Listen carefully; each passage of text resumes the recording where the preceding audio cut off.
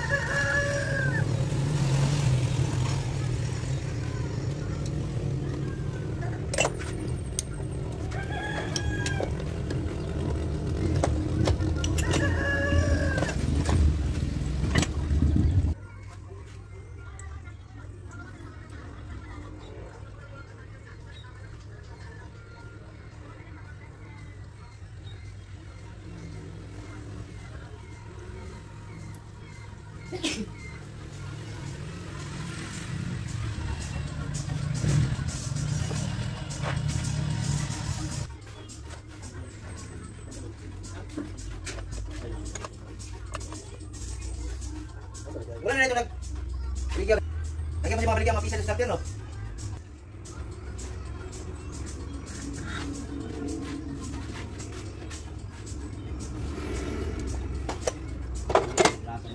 Ito mga idol, itis natin yung dalawang IC natin yung luma niya IC at saka yung IC na bago.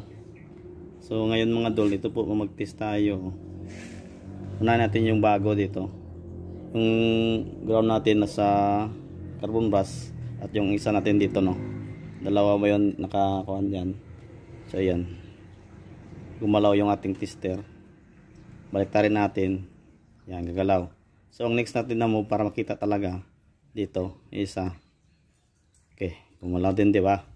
So lahat yung dalawa dito ay gumalaw. Yung ito wala. Yan ang isa, yan di mabaliktad yung isa. Yung isa ground, ayan, bumaliktad. Okay, hindi na. So yung dalawa dito, kahit baliktarin nyo yung inyong pag-test, subok ay pa-function. Pag dito po, hindi yan pa-function. Yan o. Yan walang function, di ba? Pag ganito natin, yan may function. So yan lang po pag-test, and then i-check natin yung luma niya. So dito pa lang function na siya, di ba? Baliktarin natin, function. So dito siya walang function, oh. Hindi makikita. Yan, walang function. Baliktarin, walang function din. Itong isa walang function din. So wala. So yan, talagang sira. So dapat yung tatlong connection dito, mayroon pa yung function dito sa isang carbon brush. Yung tatlo nakakonect yan sa carbon brush. So dito lang yun ang natin makikita. Dito yan nakaka-connect sa ilalim sa IC niya. Hindi natin makikita kasi nakasilyado po yan. So dito lang tayo mag-test, no? Kadalasan po itong sasakyan pala ay sa 4HF1 o itong nasasakyan o ito na alternator. So ulitin natin yan, oh. Pagbaliktarin natin yan, hindi yan pang-function. Yan. So ito function to ng dalawa. Kahit baliktarin.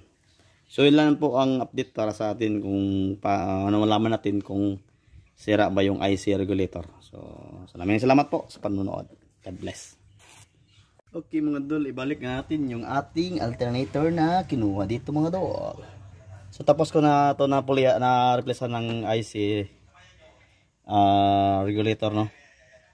Ibalik lang natin mga dol para malaman natin mamaya kung okay na yung ating trabaho.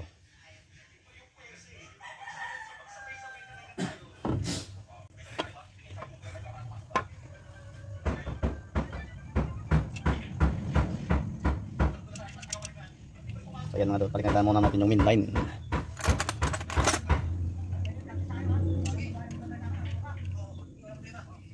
So yan mga dol, balik natin yung kanito. Ayan.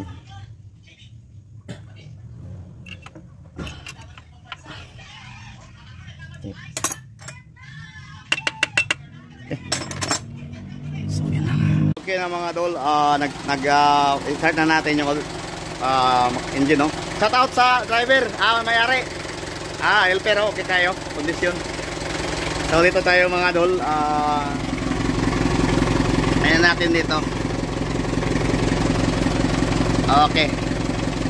Medyo hindi siya nakakuan. So nag-charge naman to. Ayan, oh.